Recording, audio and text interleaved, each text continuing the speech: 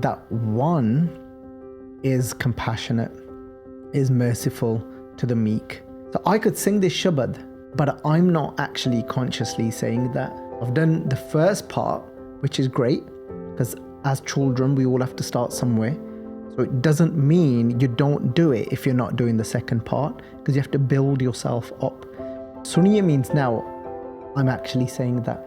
So now I'm consciously singing that, wow, you are compassionate, Waheguru. When I see that no matter what I've done, Waheguru is giving me the fruits for doing something righteous in this moment, then I'm in that moment acknowledging and experiencing Waheguruji's Daya. When I sing with love, what that means is I'm going to sing your virtues without saying that I'm only going to sing them if you give me this back. I'm not going to complain about your hukam. So Guru Arjan Dev Ji didn't complain that the fire was burning them. Love is that I don't complain about your nature. I'm not going to say this is terrible, that this plate is burning me. But it doesn't mean it's okay what that Chandu Shah is doing. That's then Gaaveeai, Suneeai, Maan, Rakheeai, Bhaao. Welcome to the Japji Sahib podcast. In this episode, we'll be going through the 5th stanza. Many people have described what Maya is. Today, we'll be answering that question. What is Maya? So let's start this stanza. But before we get into it, I'd like you to be introduced to Gurcharan Singh, who'll be joining us today on this podcast. And we'll be going through together and discussing these wisdom-filled words of Guru Nanak Dev Ji. So, Waheguru Ji Ka Khalsa, Waheguru Ji Ki Fateh. So, when we look at the first pankti, Guru Nanak Dev Ji here saying, Thaapia na Jaae, Keeta na Hoye. The word Thaapia, we've translated here to established. And there's people that establish things in this world. And sometimes people claim to establish other people. They say, well, it was me that established you. But here Guru Nanak Dev Ji saying that Thaapia na Jaae, that one, Waheguru, cannot be established by anyone. And then Guru Nanak Dev Ji goes on to say, Keeta na hoye. Keeta can be translated to created or given birth to. Keeta na hoye. Oh jamaya nahi ja sakda. So basically, nobody can give birth to Waheguru. Nobody can create that one. So that's now our base. And if we work from that base and then now we continue to the next line, which is what we're going to focus on more so. And here, Guru Nanak Dev Ji saying, Aape Niranjan soe. So in this context, I don't know how familiar you are with Punjabi, and I know you do speak Punjabi at home. Yeah. So I don't know, like some people have heard this term when they say, oh, aap hi sara kuch, aapi aap, or apne aap vich oh sab kuch hai. And what that means is that one is self-existent, meaning that one isn't dependent on anything. That one hasn't needed someone to establish that one. Nobody's had to come along and say, you know what, I'm going to show you how to put this creation together and I'm going to set you up. And there's no one that does that to that one. That one is everything within itself. Then here now comes the word Niranjan soe. Soe literally translates to that one, referring to that one. The word Niranjan, when we look at the translation here, we've translated it to the effect. So we've said that that one is beyond the effect of Maya. So we've translated the word Niranjan to Maya. But how have we got to Maya from that word Niranjan? The word, the hidden word in here is Anjan. And the word Anjan actually means mascara. And so ਜਿਹਨੂੰ ਆਪਾਂ ਪੰਜਾਬੀ ਚ ਕਹਿੰਦੇ ਆ ਅੱਖਾਂ ਚ ਪਾਉਣ ਵਾਲਾ ਸੁਰਮਾ. And I'm sure you probably didn't think that, did you? No, that no, like definitely not. So how it's still now, like how did we get then from surma to mascara to maya? So rang keda hunda ya? It's black. So from anjan we've got mascara, we've got that surma, which is it's more referring to the color of it, the blackness of it, because with that ਜੋ ਮਾੜਾ ਜਿਹਾ ਵੀ ਕਿਤੇ ਲੱਗ ਜਾਵੇ ਨਾ ਉੱਤੇ ਸਾਰਾ ਪਾਸੇ ਉਹ ਕਾਲੋਂ ਲੱਗ ਜਾਂਦੀ ਆ. Right, so if you get it onto your hands even a little bit, it will get black everywhere, and then when you touch something else with that, it actually blemishes it and it marks it. So here it's that anjan is actually referring to maya, and we've then in brackets we've translated that to illusion, and then niranjan. Nir negates the word, meaning we could say without or beyond. So in the way we've said it, is beyond the effect of maya. So how would you, when you hear the word maya, how would you describe it? So it's kind of just how you described it. I imagine a lens, and the more it gets blackened and smudged with that blackness, you want to clean that. So the maya is getting lessened, and then slowly as that gets cleaner and you're reducing the maya, whether that is ego, jealousy, whatever it can be, you're reducing that, then you're exposing yourself to that truth that is behind all that blackness. I also like the analogy of a wall. So that wall can be built up of lust, anger, greed, attachment, and behind that wall is the truth, and you want to get closer to that truth, and you have to break down that wall to actually be able to see that. Okay, so let's look at those two analogies. First analogy you used was based off the black. So if you've got a lens and then it's blemished with that black, the surma, the mascara, and when actually you're not getting to see what there is behind, what is beyond that lens because it's blackened. So then now what you're looking at is just that black, and you start to believe that to be the truth. So if we was to now describe maya, how is it an illusion? An illusion means something that you start to believe to be the truth. So if we literally put some glasses on now and we was to put and taint it with that black, where the black that we're seeing, we start to think that is actually the truth on what exists. But it's not, because like you said, if it was to cleanse that, then we'd actually get to have a clear picture of what exists. The key point here is we start to believe that black is the truth. What does that mean? If we have a look at some Gurbani, Maharaj Ji, I'll pick a Pankti, Maya Mamata Mohani, Jin Vin Danta Jag Khaya. So this Pankti is by Guru Amar Das Ji, saying to us that it gives us a description of what maya is like.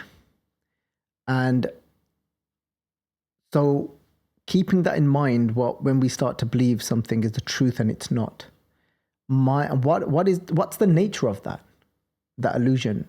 The nature of it is it's mamata. It'll give birth to mamata. What is mamata? Have you heard that word before? No. You've not heard the word before? No. Oh. So the word mamta is when you start to think, "Ehe cheez meri hai, this is mine." Yeah, and so I could have mamta for this cup, and I'll start to say, "This is mine." But it's not just as simple as that, because sometimes we've got to be practical about things. Yeah, so sometimes just to differentiate things, it makes it easier to use language in that way. And so in the use of language, it doesn't mean I've been enticed and I'm stuck in maya just because I've called it mine, because it depends on the context and language that we are using. So it could be as simple as I'm just to differentiate, because I know for whatever hygiene purposes, I'm going to make it clear to say that's my cup, that's your cup. But this mamta mai is when that becomes my truth. that I actually own this. This belongs to me and I've got control over it. Yeah. And that mamta is that miraya. And now let's bring that onto my body. So to be looking through that lens of, to be blemished with Maya, where here Guru Amar Das is saying, Mohani, it's enticing because it makes you think something is yours when it actually isn't. It belongs to that one. Yeah. And you start to think that is the truth and that is what I am. And so I start to say, Isrira Miraya. In this moment, like I've been given this body, yeah, but it's not mine in the sense of that I have full control over it and I get to keep it for as long as I like. This body I'll have to give back. I have to go back to the elements. So in that sense, how can it be mine? And then if I start to think this is me, this body is me, when it isn't going to remain, then that is me. I've been enticed by the Maya. So now that's become my truth. Now I'm looking through that lens of the black, of that soot or the mascara or the surma or whatever. And now I'm starting to think this is me, this is mine. Yeah. And now I've got stuck in it. What that'll do to me now is Jana. What that's going to do to me now, danta means teeth, jagakaya. They're saying what this Maya is doing is to people, it's eating people up without teeth. Because now just me starting to believe that this is like, what will come from that? That's called ego. When I start to believe this is me and this is mine. What comes from that is attachment. That attachment is then what is eating me away. Because now I've got fear. I don't want to lose it. If it was truly me, what I am, you can't lose. You can only lose something that isn't you. Yeah. And so that's the context we're looking at what Maya is. So let's clarify before we move on, so we're all clear on it. If we go back now to the Japji Sahib, that we're translating Maya to be an illusion in the sense of we're not denying its existence, but it's not permanent.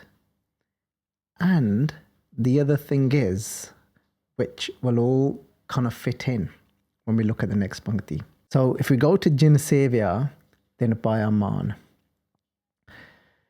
Jin Seviaa means to serve. So Jin here is Jenne, those that. Then Paaeaa Maan, obtain honor. Maan meaning honor here. But who is it that obtains honor? Only those that actually serve God. So think about this now. If I look at you and I see myself to be someone that is well off, wealthy, and I see myself that is in position, I'm the giver. So if I start thinking I am the giver, and I start thinking you then are somebody that isn't so fortunate, and you are somebody, I could start to see you to be below me. I might not, yeah, but I just start to see that you're somebody that isn't very wealthy and needs money and needs food. Yeah. So I'm now the giver and I'm giving to somebody that is poor. So I'm giving to somebody that is homeless. So in my mind now, I'm giving to a homeless, or I'm giving to somebody that hasn't got enough food or clothes. Yeah. So there's a giver and a receiver now.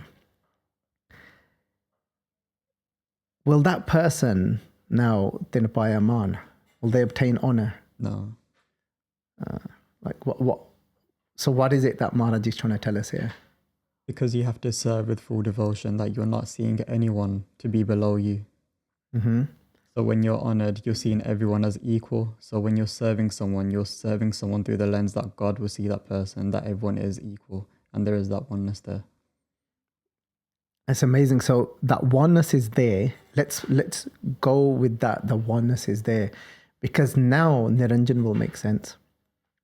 If I was thinking that I'm a giver, giving to you, that is somebody that is poor, that somebody's whatever, and I give you all these labels, and that you need me and I'm saving you in that way, then I'm looking through the lens of Anjan, through the lens of the illusion.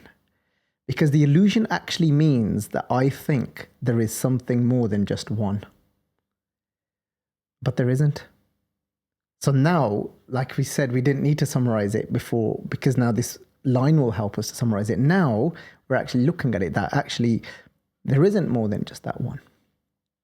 Yes, there's egos that appear that are an illusion.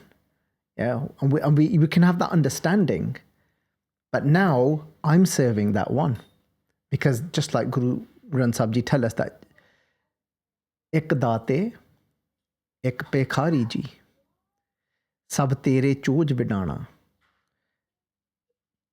Tu aape data, you yourself is the giver. Aape bhugta ji, you yourself is the one that enjoys bhugta ji. Hun tud bin aur na jana. How can I know anyone other than you? Meaning that I know no other than you, because there is only you. But if I thought there's me and then there's you, and I'm giving to you this pauper, or however, people use all sorts of names.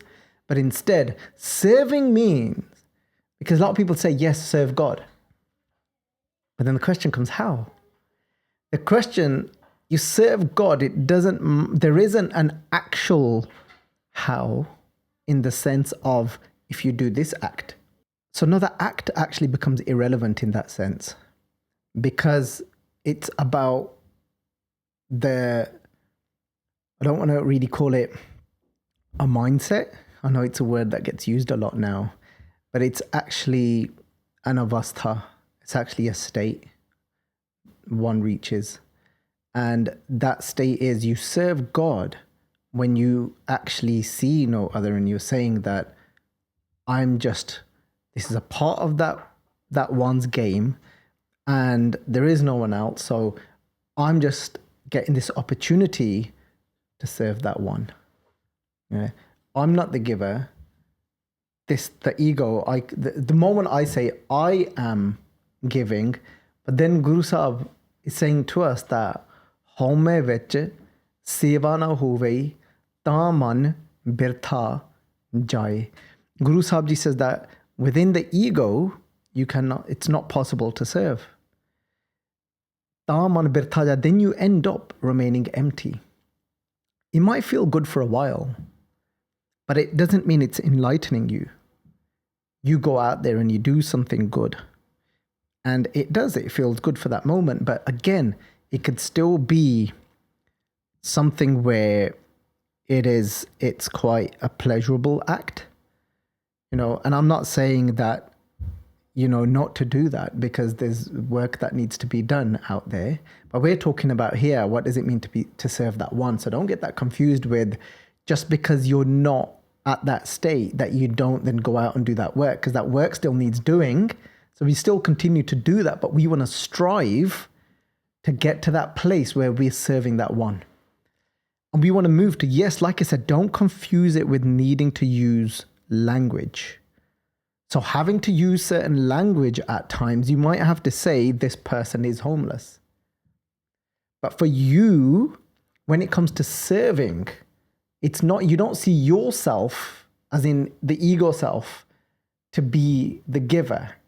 You're actually saying that I've got this opportunity to serve that one, because there is only but that one. But when then you need to bring language into it to communicate something, that's fine. This person's homeless. We need to do X, Y, and Z. That's fine. People mix it up, don't they? Yeah. And sometimes what happens is, because they're trying to then think, well, if I use those words, then I'm not at that state. That's not true. Once you're at that state, then you can use language, but you know where you are. You know you're not seeing it as, oh, I'm doing a good deed. Yeah. And because from that, you could start thinking that, oh, it's only because of me this work's getting done. And you've completely forgotten the one. Yeah. And then that's when you've got stuff that then Maharaj talk about home which ditta, home which laya. And yes, that's it. Home which ditta. I gave in ego and I received in ego. So what does that mean? That's saying that I've done all these good deeds. We're not saying they're not good deeds. Yeah. We're not saying that this work doesn't need doing, but did you have self-realization?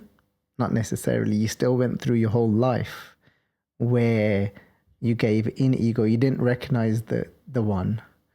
It was just me, I'm this giver, this more well-off person. Or you might not just even be well-off. It just could be that you're part of an organization. So it's not even that you're from your own personal money or whatever it is. So, Jin Seviaa, then Paaeaa Maan. And that's what it means to receive honor. And this honor, what is this honor? What like, how do you see? Like, because for me, I'm always intrigued because I'm always sitting on this side and we see these things come up on the translations. And I often think, I wonder what the Sangat actually makes of this. Like, so how do you see that? For me, I see it as when you do receive the Sarupa. So you receive that honor by receiving a Sarupa. And that is quite meaningful in itself. Okay, so shall we, I think we can just take a bit of a moment out to explain what the Sarupa is. So the word Sarupa, if we split it up, it's got two words in it, Sir and Bhaao. So I'm not sure if you was aware. Yeah. And Sir, head, Bhaao, feet. So meaning like it was somebody that is being honored from head to toe, but it's got a double meaning. Somebody that's served from head to toe, that's given their everything. They've literally, it's like tan man tan sab somb gur ko hukam manne paiye, that like literally from everything, they just done their body, man, their mind. So like that's what Sarupa is. Jinne apne pura and sara kuch la ditta. They've served from everything they've got. And that's what a Sarupa means. When somebody sees that you served that way, okay, now how does God give somebody a Sarupa? So if we come back to Jin Seviaa then Paaeaa Maan, like if ever you've truly served that one, and it could be through various means. That could be through your baby. That could be through your mother. That could be through somebody sitting and doing a talk to Sangat. Because you're not now just thinking that there's this, it's not from an ego place and you're serving just a group of people. Yes, in that sense, it's a group of people and that people that need that talk. Don't get that mixed up again. It's people that need that talk. There's people there that are stuck in their egos, but your state is that you're serving that one. And then where does that Sarupa come from? Where does that, sorry, just before, I know I went off there. And then when somebody did something great, and often then they were honored with a Sarupa, so it's a cloth, that is normally measured from head to toe, approximately, depending on people's heights, and then it's normally tied on their cease on their head, and then that they were honored in that way, with this robe of honor. But it doesn't fall out the sky, does it? When not every time you serve that one, somebody comes and gives you one physically, and it doesn't fall out the sky. I've never been there where I've just sat there and it's come and fell on me and I thought, yo, nice. And So if you think about it now, it's very intimate actually, Paaeaa Maan is.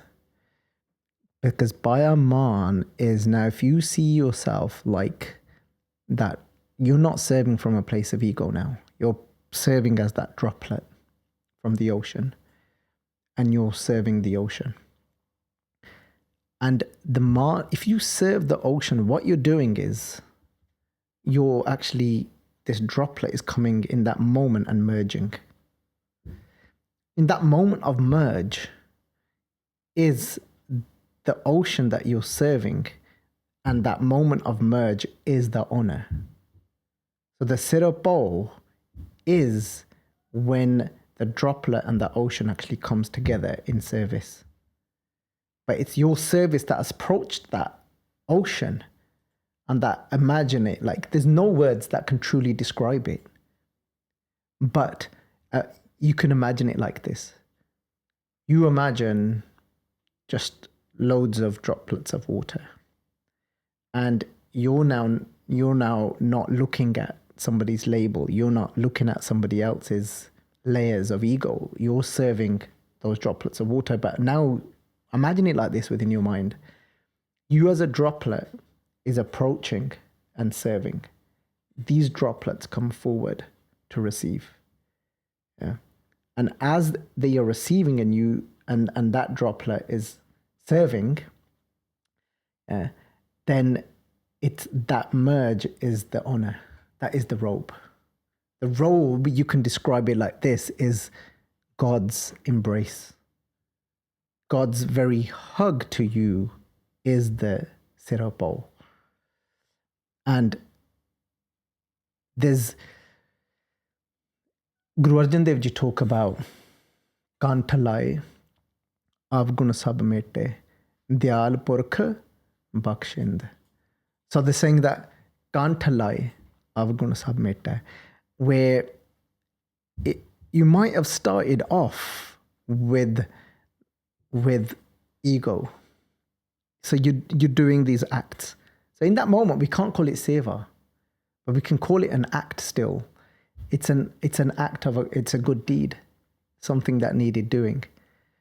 Yeah, and those, one way to look at it is those very born themselves, those the credits, you can look at it in that way as a credit system. Yeah, and the credits that you are gaining can be helping to cleanse you, which gets to a point of when avgun sabmete. The avgun could have been you started off in arrogance, but you started to cleanse yourself through the act itself. And then when there was no avgun left, there was an embrace. There's no perfect way to describe it, which one comes first, the embrace or then the avgun, which was the blemish that washed away first. Yeah. So it's like this, you can almost imagine it happening together. As you're losing that ego, the embrace comes at the same time, the Gantalai. So that is the Maan. That's how you receive honor. And you'll actually feel like when it's no longer just an act, a good deed, I'm giving to that person. It's now when you're truly seeing it as a service to God, you will start to experience the embrace of God. Hopefully that's beautiful, yeah. Sense. Bhagat Sirapao Diyo Jana Apune. And here, if you look at the first word, is Bhagat is with a Sihari. So Bhagati here. Bhagat Sirapao. That actually Diyo Jana Apune. That Vaheguru blessed that servant because of that servant's devotion. Remember, you used the word devotion. Because of that servant's devotion, blessed him with a sirpao, with this honor, robe of honor. Pratap, Nanak, Prabh, and Jata. And that is so fitting and perfect to what we're saying. And again, when this becomes an experience for the Sangat, you'll have moments in your life where you feel that. And I do believe that it can be changing and it can be evolving, but everyone at certain points in their life, or sometimes throughout a whole complete entire lifetime, they've got certain things about them where they go into that state more through that certain thing. For me, doing katha,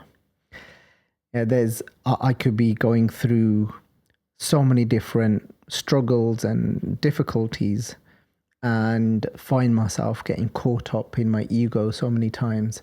But then there's moments of doing katha and like there's this disconnect from that person. And it's like, who's this? Because there's that devotion that takes over. I'm not saying it's in every moment of doing katha, but there's moments within the katha. And then you could feel this flow of grace, and you just know that that something that you're identified with that suffers and goes through pain isn't there anymore in that moment. And you can feel the sirpo, you can feel that this is a moment of service. And so that's something that I can relate to in that way. It'd be great to be in that space all the time. Yes. So I don't know, is that something you could maybe relate to? I don't want to force it on you, but yeah, it's definitely something I've experienced when where there's that point where you are, I don't know how to word this, but you're feeling that grace upon you. It's like showering upon you. When you're doing that certain thing that you love with that full devotion, and you see there's a purpose behind it. It's not just a meaningless act then.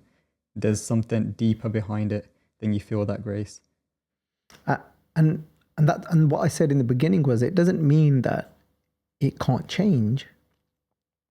But sometimes certain people have got a certain, call it a gift or a quality about them, and the way that quality is practiced can change slightly outwardly, so it might look different at different points.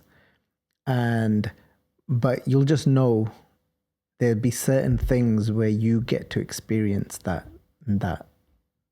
Paaeaa Maan. Then Guru Sahib Ji saying here in the next pankti, Nanak Gaaveeai, Nidaan. Guru Nanak Dev Ji saying here that when you're in that state, you're truly then singing of that one, that the treasure of virtues, that one that is the treasure of virtues, Guni Nidaan. Guni means qualities or virtues, Nidaan means treasure. And if you look at that on a deeper level, we could say this, that in that moment of when you're serving the one, it's only really in that moment you're truly singing of that one's virtues. Otherwise, we'd still be, because we're still stuck. What's interesting there as well, when you're stuck in that Maya, as we mentioned earlier, you're singing about, I did this, it's your ego. But when you start singing that song of that, you blessed me with these virtues, then you're not singing your own song then of that Maya, that I did this, it was because of me. Then you're singing, it's because of you that I have these virtues. It's because of you that you've given me these virtues. So it completely changes then. Yeah. Yeah, no, that's amazing. Yeah, looking at it like that, in that sense, then singing that one's virtues is there won't be no recognition of the illusion, the I, that I'm doing this. You know that anything that is being done, where love is being expressed, where compassion is being expressed, it can only be, that means that it's that one's virtues.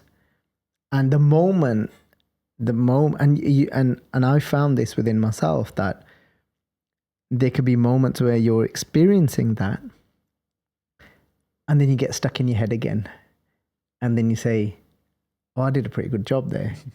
And you can, and I don't know about anyone else or yourself, I can actually feel a tangible, a physical change in that moment, like where I feel feeling light and really kind of just like lit up, and going from that state, and it takes a moment for you to jump out of it. And then where your ego really wants to suck you because it panics. It's like, oh, what about me? What about me?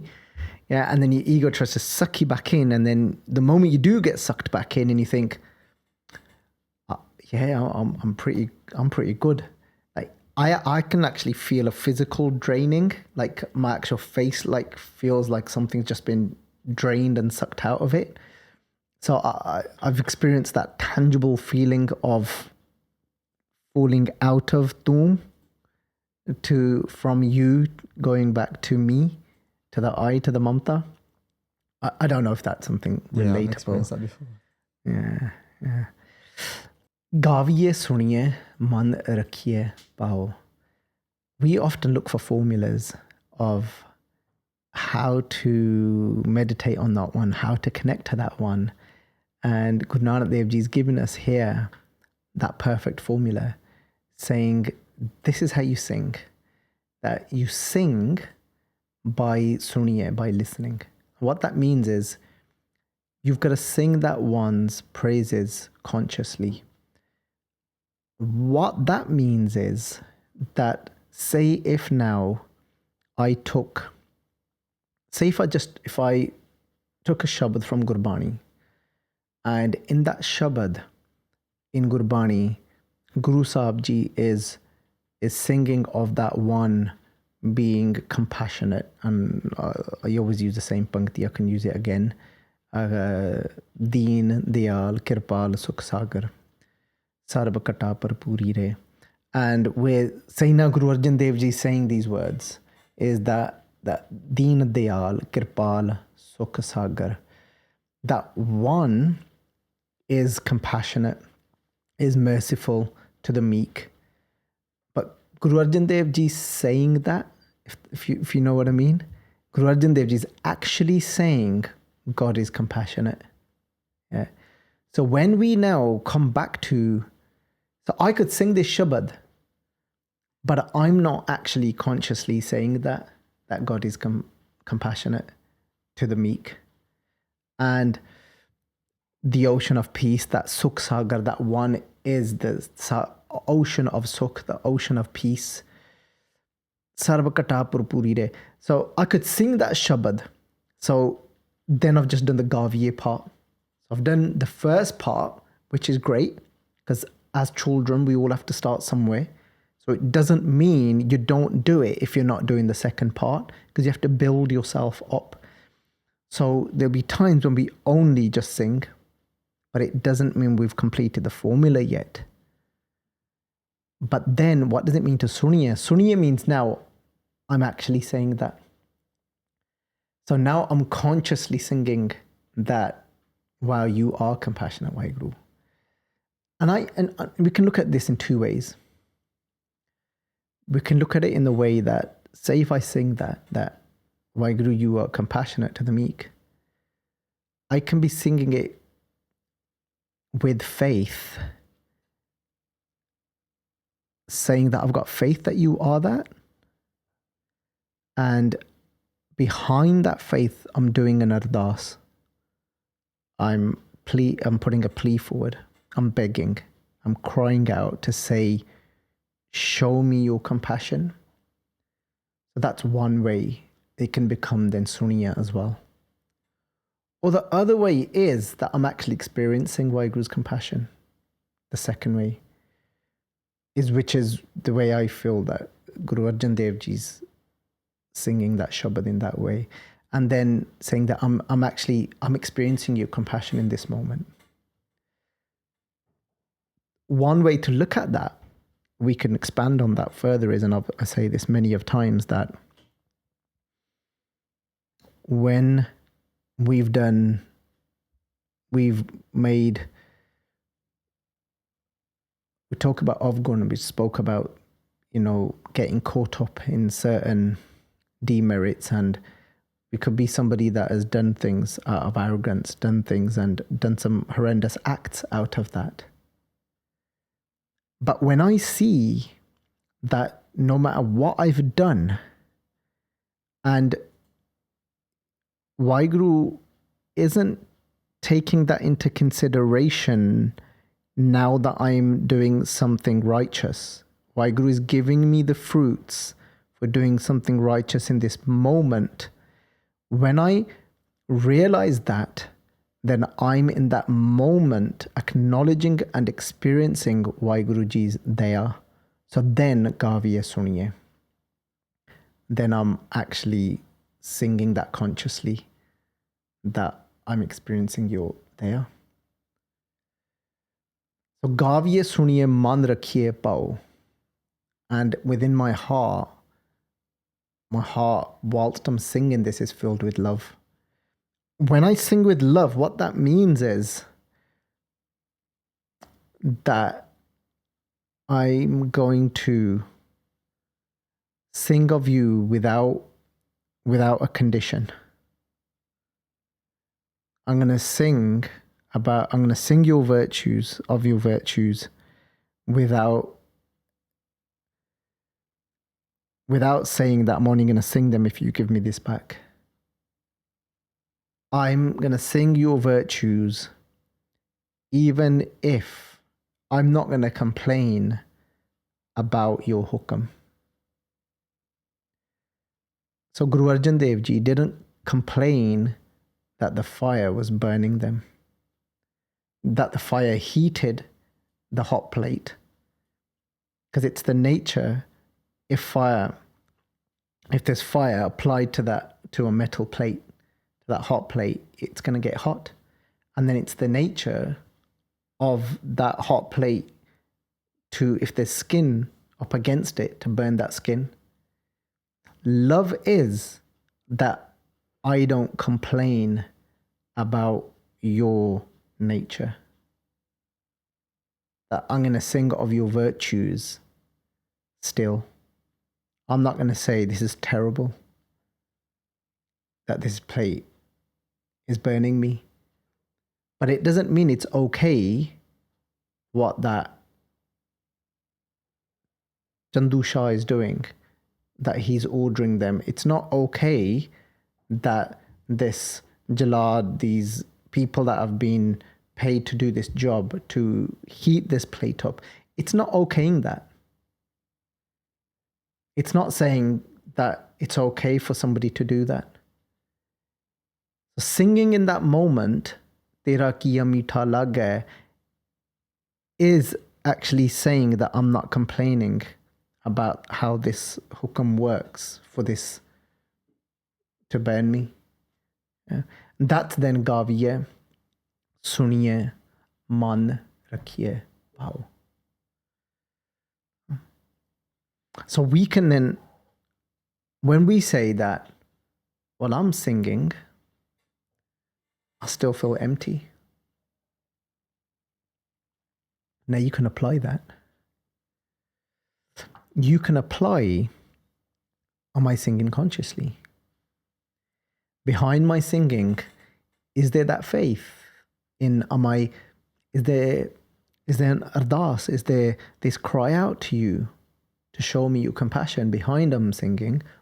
Or am I actually singing whilst experiencing that? Your qualities, your virtues. Yeah?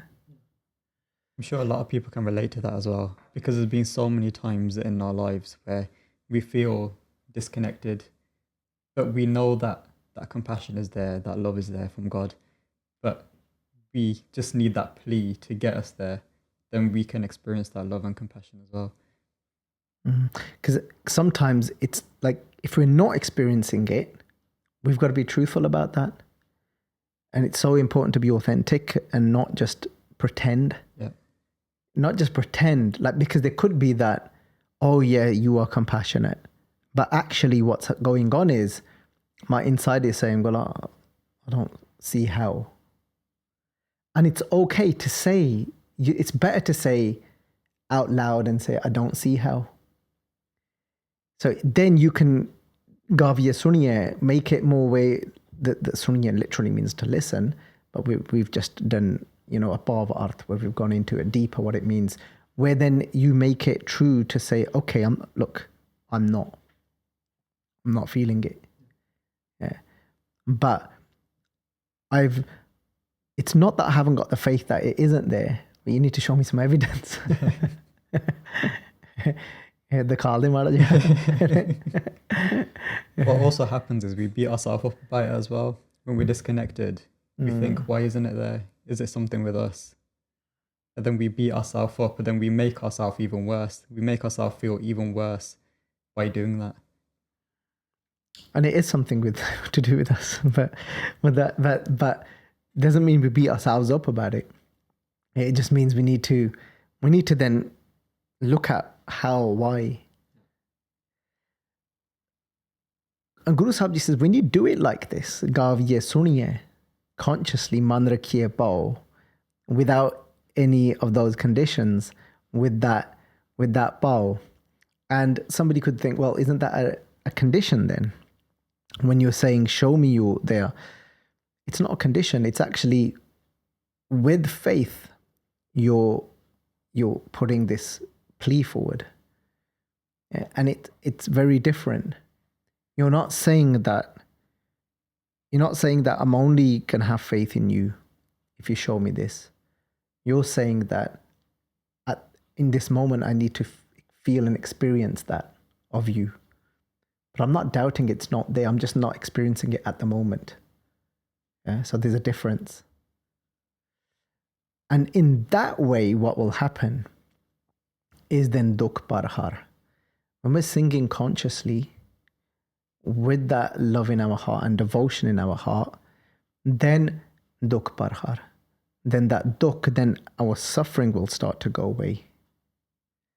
Sukh Ghar Jaae. And then we'll take back into the home of ourself, Sukh, that peace.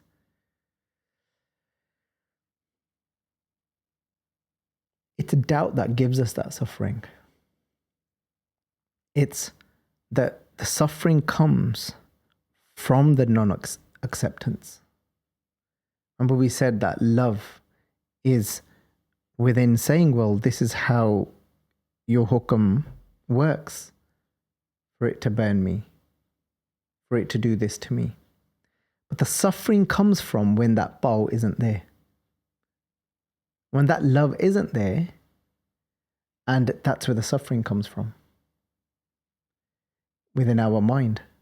Suffering doesn't come from an actual situation. Suffering comes from how we respond to that situation. And love is that acceptance, internal acceptance, not external acceptance. External acceptance is completely different. There's things that we don't accept externally. Because external acceptance would mean if somebody is going to carry out a crime before our eyes and bring pain to somebody, is going to abuse somebody before our eyes, external acceptance would mean just to let them carry on and let them do that. But internal acceptance isn't that. Internal acceptance is this surrender to what is now, but in that same breath, you could be stopping somebody what they're doing externally. Yeah? So this is where a lot of people confuse the two. But if we continue, because all these will be expanded on later on in Japji Sahib as well. Gurmukh Naadan, Gurmukh Vedang, Gurmukh Samai. So here the word Gurmukh, what we're going to translate to, because the word mukh itself literally translates to mouth. And then Gur here, the first part, is the Guru. And when we take on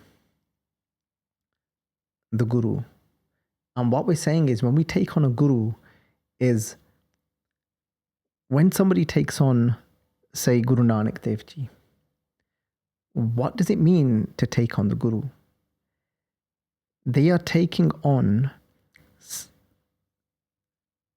the wisdom that is within Guru Nanak Dev Ji of that one. Somebody that is all-knowing of that one's hukum.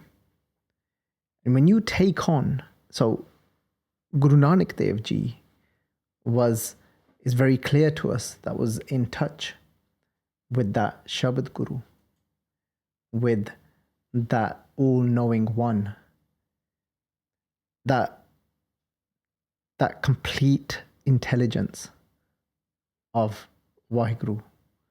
And so then Guru Nanak Dev Ji is in touch with that. Or in touch wouldn't even be probably a perfect word for that, but it's like Guru Nanak Dev Ji is one with that.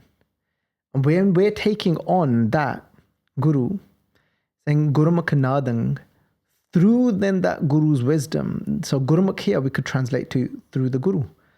Through the Guru's wisdom that we're receiving, then Gurmukh Naadan. Here, Naadan can be translated to that current sound. And what that current sound we're referring to is actually that intelligence, that sound where this creation is coming from. When you give yourself surrender to the Guru's word, the Guru will take you there where you are in touch with that yourself. Gurmukh Naadan.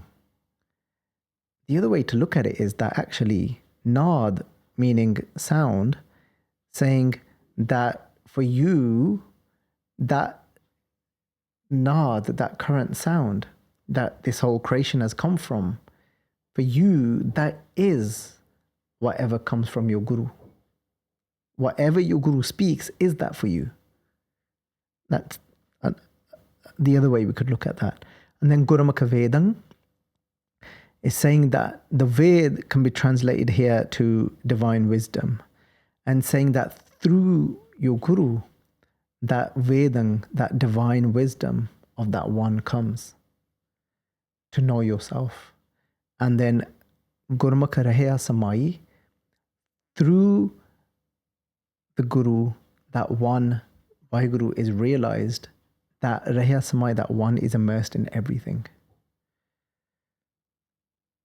Guru Esar, and this is now one way to look at this is just could be seen as being pure devotion towards the Guru. Saying Guru Esar.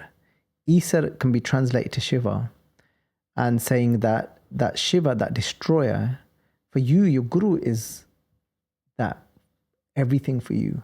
You now are not worshipping different entities, different energies. For you, your Guru is all of that for you. Guru Esar, Guru Gorakh. Gorakh here could be translated to Vishnu, the sustainer. Again, you're not doing any different types of worship so that you can try and get this energy of Vishnu to manifest for you. But instead, for you, your Guru is that for you. And then Brahma, your Guru, is that creative energy as well. Gur Parvati Mai, and then Parvati, which was the wife of Shiva, and then Mai, which they said could be said to be the wife of Brahma, Lakshmi. But all of that for you is the Guru. These are different energies, and not going into them for why people then try and connect to those energies, but just keeping it simple. That no matter what it is, these different sources that people go to, that people try and connect to, but your Guru is all of that for you. And then Guru Nanak Dev Ji says that through your Guru, even though you came to know that one is immersed in everything, you came to that realization, but this is Jaae Hon Jana. If you come to know that one, and Hon is, if I come to know that one, saying Akha Nahi, I can't explain, it can't be said. Kehna kathan na jai cannot be described in words, that one. You can only experience it for yourself. Then Gura Ik Deh bujai, saying that, no, the Guru's given me, this is the understanding that the Guru's given me, that this one understanding, Ek Deh bujai, bujai means understanding, is that Sabhnna Jeeaa ka Ik Data, that there is only one giver to all different forms of life. So, main visar na jai. Don't ever let me forget that from my mind, that it is only one that is giving to us all. So, I think what happened is when you're going through a pauri, it's so easy because you start focusing on certain parts, and then there's so much more that could be said about all these other lines as well. But I could very easily see how something like this could turn into like a 3-hour talk, you know, and it's so tempting to then actually strip down each line and go deeper and deeper into it. But this Gura Ik Deh bujai is going to be repeated in the next few panktiyan, which we can then focus on and go through when they come up again, so that it doesn't feel like we've just kind of whizzed over them and we've ignored them. And so, is there anything else that you would like to share when hearing some of these other panktiyan? Just the content after our contemplation. So, again, when we look at this, what we went through today is answering that question for us that we started from. What is that illusion? Illusion is that illusion that Maya is when we start to take something to be the truth that isn't the truth. When we start to see something more and other than that one. When we start to think that I am the giver that is giving, and we don't see that actually this is all just a manifestation of that one, and I'm serving that one. And serving that one could mean and look like to take form in various ways for different people. So we can do ardas that Guru Nanak Dev Ji, that Waheguru takes us there to that place that where we truly start to serve that one and don't get caught in our ego. Waheguru Ji Ka Khalsa, Waheguru Ji Ki Fateh. If you enjoyed this video, please like, comment, share and subscribe. Please donate and help spread Guruji's message. Link is in the description below. Waheguru Ji Ka Khalsa, Waheguru Ji Ki Fateh.